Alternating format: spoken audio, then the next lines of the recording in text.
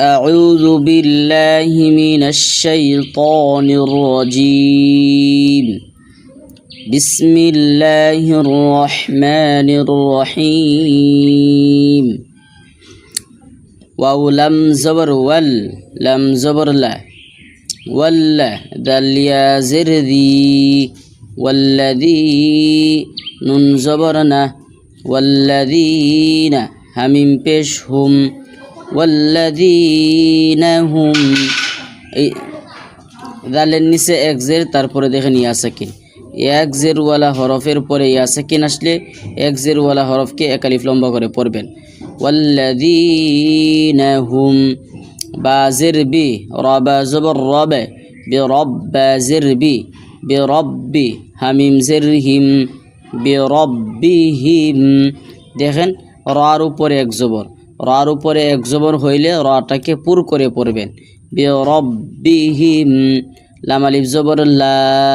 লামের উপরে এক জবর তারপর খালি আলিফ এক জবরওয়ালা হরফের পরে খালি আলিফ আসলে এক জবরওয়ালা হরফকে এক আলিফ লম্বা করে পড়বেন লাম আলিফ জবর লা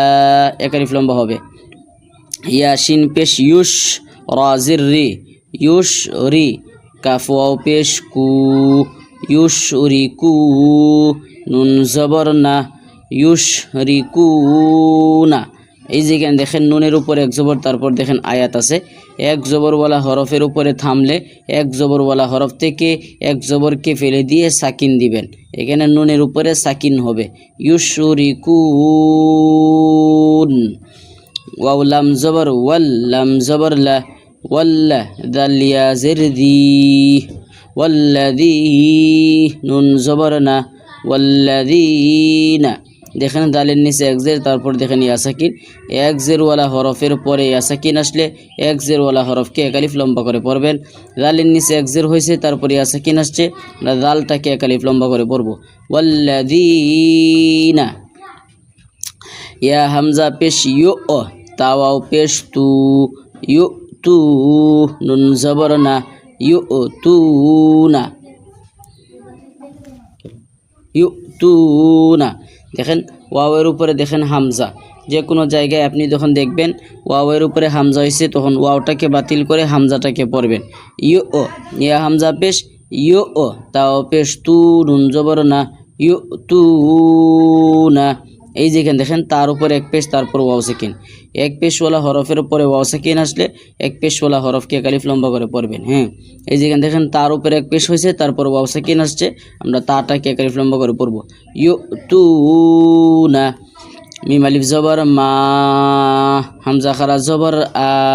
মা আ তা ওয়াও জবর তাও মা আ তাও ওয়াও জবর ওয়া মা আতাওয়া দেখেন মিমটা তিন আলিফ লম্বা হবে এটার নাম হলো মধ্যে মুনফাসিল আলিফটা হলো মদের হরফের পরে দ্বিতীয় শব্দের প্রথমে হামজা আসছে এটাকে বলা হয় মধ্যে মুনফাসিলকে তিন আলিফ লম্বা করে পড়তে হয় এই যে দেখেন হামজার উপরে খারা জবর হইলে বা যে কোনো হরফের উপরে খারা জবর হইলে সেই হরফটাকে আপনি এক আলিফ লম্বা করে পড়বেন আতাওয়া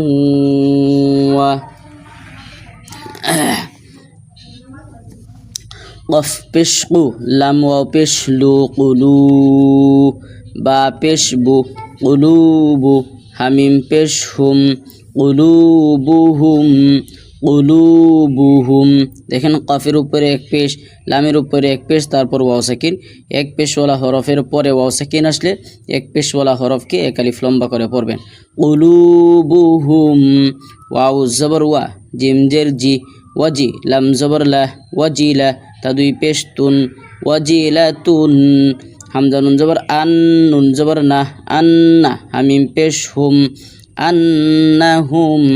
এই দেখেন নুনের উপরে দেখেন তাসদিদ আছে নুনের উপরে তাসদিদ হইলে নুনকে গুন্না করে পড়বেন সেটা হলো ওয়াজিব গুন্না আর ওয়াজিব গুন্নাকে এক আলিফ লম্বা করে পড়তে হয় আন্নাহুম হামজা জের ই লাম খারা জবর লা ইলা দেখেন লামের উপরে খারা জবর কোনো হরফের উপরে খারা জবর হইলে সে হরফটাকে এক আলিফ লম্বা করে পড়বেন ইলা রবা জবর রব্বা জের বি রব্বি হামিম জের হিম রব্বিহিম